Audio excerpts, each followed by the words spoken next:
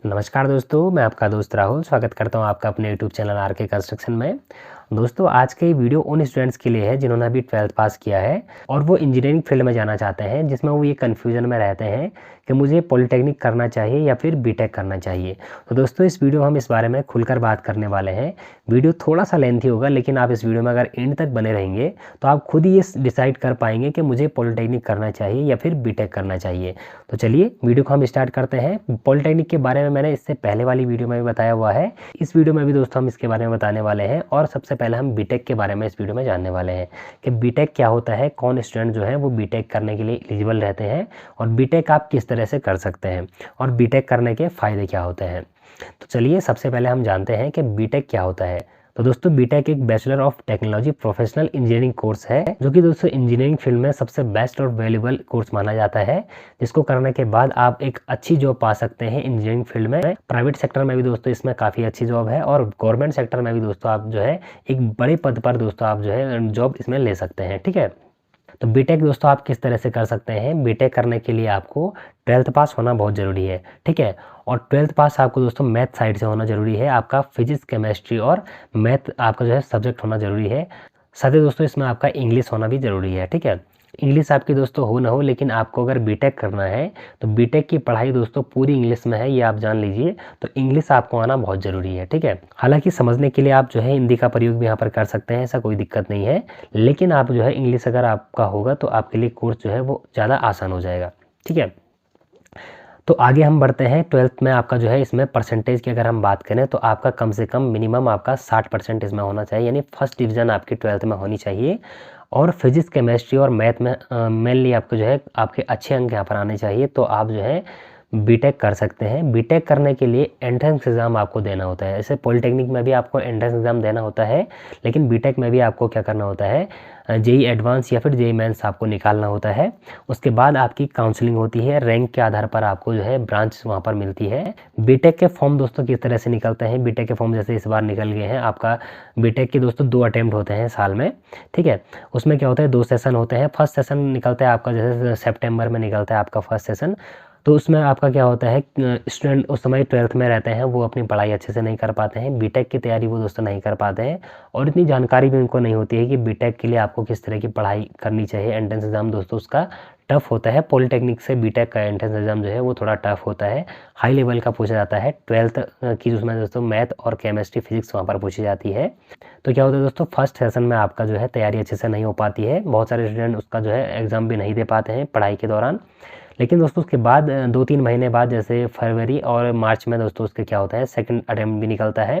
तो उसमें क्या होता है, स्टूडेंट अच्छी तैयारी के साथ अपना एग्ज़ाम देते हैं और बीटेक का एंट्रेंस एग्ज़ाम क्लियर करने के बाद एक अच्छी ब्रांच उसमें दोस्तों आपको मिल जाती है। साथ ही दोस्तों अगर आपने पॉलिटेक्निक किया हुआ है तो आप बीटेक सेकंड ईयर में आप एडमिशन ले सकते हैं। लेटरल एंट्री का दोस्तों आप जो है एडमिशन आप वहाँ पर ले सकते हैं, या फिर दोस्तों आपने टेक्निकल कोर्स जैसे आईटीआई आपने किया हुआ है तो उसके बाद भी आप क्या कर सकते हैं, बीटेक में एडमिशन ले सकते हैं। तो बीटेक के बाद जॉब प्रोफाइल की अगर हम बात करें तो बीटेक के बाद जैसे आप आईएएस की तैयारी कर सकते हैं, नेवी की आप तैयारी कर सकते हैं, एसएससी जेई की आप तैयारी कर सकते हैं, रेलवेज में आप जॉब पा सकते हैं, इंडियन पेट्रोलियम में आप जॉब पा सकते हैं, एयरफोर्स में आप जॉब पा सकते हैं।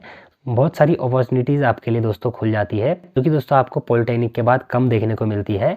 साथ ही दोस्तों आपने अपने आसपास एक बात और सुनी होगी कि जेई और एई कैसे बनते हैं। ठीक है, जेई और एई अलग अलग चीज़ है। जेई होता है दोस्तों जूनियर इंजीनियर और एई होता है असिस्टेंट इंजीनियर। ठीक है, सिंपली दोस्तों आप ये समझ लीजिए कि एई क्या होता है, जेई से बड़ा होता है और उसकी सैलरी भी ज़्यादा रहती है। ठीक है, तो आप उत्तराखंड में या फिर किसी भी स्टेट में अगर पॉलिटेक्निक करते हैं 12th पास के बाद, तो आप उस राज्य की जूनियर इंजीनियर की पोस्ट के लिए आप एलिजिबल हो जाते हैं। ठीक है, लेकिन अगर आप बीटेक करते हैं तो दोस्तों आपके 2 फायदे हैं। आप जूनियर इंजीनियर के जेई का फॉर्म भी भर सकते हैं और एई का फॉर्म तो आप भर ही सकते हैं। ठीक है, लेकिन जो स्टूडेंट केवल पॉलिटेक्निक करता है तो वो राज्य के लिए केवल जेई का फॉर्म भर सकता है, वो एई का फॉर्म नहीं भर सकता है। उसके लिए आपको क्या करना होता है, बीटेक करना ज़रूरी हो जाता है। तो ये दोस्तों आपके बीटेक के फ़ायदे हैं। इसके साथ ही दोस्तों अगर आप बीटेक करने के बाद प्राइवेट सेक्टर में भी जाते हैं जॉब के लिए, तो कंपनी में आपकी दोस्तों सैलरी पॉलिटेक्निक वालों से ज़्यादा रहती है। साथ ही दोस्तों आपकी जो रैंक है वो भी वहाँ पर बढ़ी रहती है। आप वहाँ पर अच्छी पोस्ट पर ज्वाइन करते हैं, तो प्राइवेट सेक्टर में भी बीटेक वालों के लिए अच्छा फ़ायदा रहता है। साथ ही दोस्तों इसमें अगर आप सैलरी की बात करें तो इसमें आपकी जो प्राइवेट सेक्टर में सैलरी होगी वो आपकी 25,000 से 50,000, 60,000 और आपके एक्सपीरियंस पर इसमें बात होती है कि आपको इस फील्ड में कितना एक्सपीरियंस है, उसके बेस पर आपको जो है सैलरी दी जाती है। साथ ही दोस्तों अगर आप गवर्नमेंट सेक्टर की बात करें तो इसमें आपका क्या होता है, 30 से 45,000 से आपकी सैलरी स्टार्ट होती है। उसके बाद आपको पता है गवर्नमेंट सेक्टर में सैलरी बढ़ती जाती है और फैसिलिटीज़ भी गवर्नमेंट सेक्टर में इसमें आपको जो है काफ़ी मिलती है। ठीक है, अभी दोस्तों हम सबसे इम्पोर्टेंट टॉपिक के ऊपर चलते हैं कि आपको बीटेक करना चाहिए या फिर पॉलिटेक्निक करना चाहिए। तो दोस्तों मैं ये बात आपको खुलकर बता देता हूँ कि बीटेक के लिए आपका दोस्तों पैसा बहुत लगता है। ठीक है, अगर आपके पास पैसे की कमी नहीं है, आपकी फैमिली में फाइनेंशियल कोई प्रॉब्लम नहीं चल रही है, अच्छा पैसा आप लगा सकते हैं पढ़ाई में और आपको पढ़ाई करनी है। मेन तो क्या होता है दोस्तों, फीस तो कोई भी दे देता है। ठीक है, फीस कई बार पेरेंट्स दे देते हैं, लेकिन स्टूडेंट क्या करते हैं, पढ़ाई नहीं करते हैं और 4 साल यूं ही बिता देते हैं। ठीक है, अगर आपको पढ़ाई करनी है, आपको सीरियस होकर पढ़ाई करना है तो आप बीटेक कीजिए। अगर आपको केवल ऐसी मस्ती मारनी है और 3 साल आपको ऐसी करना है तो आप पॉलिटेक्निक कर दीजिए, उसके बाद आपको जॉब मिल ही जाएगी। तो आपका जो है कोई ज़्यादा इसमें लगने वाला नहीं है। लेकिन अगर आपको पढ़ाई करनी है, सीरियस होकर पढ़ाई करनी है, तो उसमें अगर आपकी फैमिली आपके ऊपर पैसा लगाती भी है, क्योंकि इसमें क्या होता है, आप एक बार दोस्तों इसकी सालाना फीस जान लीजिए। बीटेक अगर आप गवर्नमेंट कॉलेज से करते हैं तो कम से कम 80 से 90,000 रुपये आपका 1 साल का फीस वहाँ पर लग जाता है। ठीक है, साथ ही दोस्तों बीटेक के गवर्नमेंट कॉलेज स्टेट में बहुत कम होते हैं, जैसे हमारे उत्तराखंड में यहाँ पर गुरदौड़ी हो गया, आपका पंतनगर यूनिवर्सिटी हो गया, आपकी देहरादून हो गई। ठीक है, तो दूर दूर इसके कॉलेज होते हैं जहाँ पर आपको क्या होता है, जाना होता है, फिर वहाँ पर रहना होता है। ठीक है, इसमें दोस्तों खर्चा भी बहुत ज़्यादा निकलता है आपका और इसमें आपकी फ़ीस भी यहाँ पर जो है बढ़ी रहती है बजाय पॉलिटेक्निक के। ठीक है, तो अगर आपको सीरियस होकर पढ़ाई करना है और आपकी फैमिली में फाइनेंशियल प्रॉब्लम नहीं है, आपके पास अच्छा पैसा है, तो आप बीटेक कीजिए और अच्छे से पढ़ाई करने के बाद आप आगे भी पढ़ाई कर सकते हैं। इसमें एमटेक कर सकते हैं, एमबीए कर सकते हैं और भी लंबी पढ़ाई आप इसमें कर सकते हैं। लेकिन अगर आपकी फैमिली में फाइनेंशियल प्रॉब्लम चल रही है, आप मतलब इतना एफर्ट नहीं कर सकते हैं कि फ़ीस आप 1 लाख फ़ीस सालाना आप भर दें, तो आप क्या कीजिए, पॉलिटेक्निक कीजिए। पॉलिटेक्निक के अपने आप में बहुत ज़्यादा फ़ायदे हैं। ठीक है, बीटेक के फ़ायदे तो मैंने आपको बता दिए, पढ़ाई के कोई नुकसान तो होते नहीं, ये आप अच्छी तरीके से जानते हैं। अगर आप पॉलिटेक्निक भी करते हैं तो इसमें आपके बहुत अच्छे फ़ायदे आपको होने वाले हैं। आप अगर पढ़ने में ठीक ठाक हैं और आपको चाहिए कि मुझे जल्दी जॉब चाहिए, ठीक है, आपका फाइनेंशियल प्रॉब्लम चल रहा है फैमिली में, आप ये सब कुछ तो अपने फैमिली में डिस्कस करके आप देख सकते हैं। आपको अपनी फैमिली की कंडीशन आपको पता है, मुझे उसके बारे में ज़्यादा नहीं पता है, लेकिन उत्तराखंड में जिस हिसाब से हमें पता है कि ज़्यादातर मिडिल क्लास फैमिली यहाँ पर रहती है। तो आप अगर पॉलिटेक्निक भी करते हैं तो आप जल्दी इसमें जॉब पा सकते हैं। ठीक है, बहुत सारी कंपनीज़ इसमें क्या होती है, पॉलिटेक्निक वालों को लेती है और पॉलिटेक्निक वाले ज़्यादातर वैकेंसीज़ यहाँ पर निकलती है। ठीक है, और गवर्नमेंट सेक्टर में भी जेई की वैकेंसीज़ दोस्तों ज़्यादातर निकलती है, ए की वैकेंसीज़ दोस्तों कम यहाँ पर देखने को मिलती है। तो पॉलिटेक्निक वालों के लिए अच्छा मौका रहता है कि वो प्राइवेट सेक्टर में भी जॉब अच्छी तरीके से पा सकते हैं और गवर्नमेंट सेक्टर में भी दोस्तों उनके लिए ज़्यादा वैकेंसीज़ निकलती है। साथ ही दोस्तों अगर हम प्लेसमेंट की बात करें तो पॉलिटेक्निक वालों के प्लेसमेंट जो है बीटेक से ज़्यादा देखने को मिलते हैं। बीटेक वालों के प्लेसमेंट भी होते हैं, लेकिन दोस्तों पॉलिटेक्निक वालों के लिए भी अच्छे प्लेसमेंट रहते हैं। कॉलेज में आकर दोस्तों वो स्टूडेंट को लेकर जाते हैं। केवल और केवल ये आपके अंदर क्वालिटी होनी चाहिए, आपके अंदर जो है पढ़ाई करने का जुनून होना चाहिए, आप पढ़ाई में अच्छे होने चाहिए, आपको नॉलेज होना चाहिए। जो ब्रांच आपने चूज़ की हुई है उस ब्रांच के लिए दोस्तों आपको अच्छा एक्टिव होना चाहिए। ठीक है, तो उन स्टूडेंट्स का दोस्तों प्लेसमेंट अच्छा हो जाता है। और अगर कोई केवल कॉलेज में टाइम पास करता है तो उसका प्लेसमेंट चाहे वो कितने भी पैसे लगा ले, पैसे लगाने से कोई यहाँ पर आपका प्लेसमेंट नहीं होता है या फिर आपको जॉब नहीं मिलती है। आपको नॉलेज होना चाहिए, आप उस फील्ड के लिए एक्टिव होना चाहिए।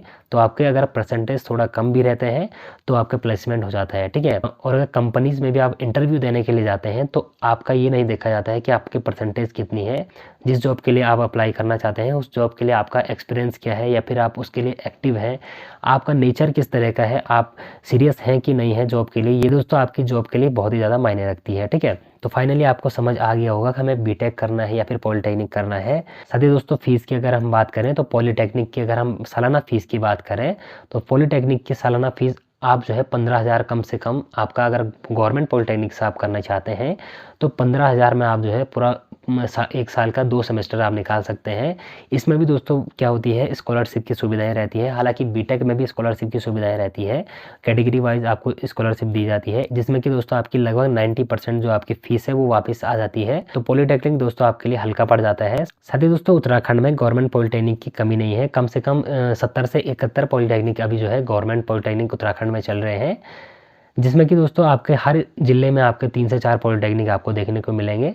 आप अपने नियर बाई पॉलिटेक्निक से अपना कोर्स कर सकते हैं। आप अगर पढ़ने में ठीक हैं तो आप अपने नियर बाई पॉलिटेक्निक से पॉलिटेक्निक कर सकते हैं। किसी भी अच्छी ब्रांच से आप पॉलिटेक्निक कर सकते हैं।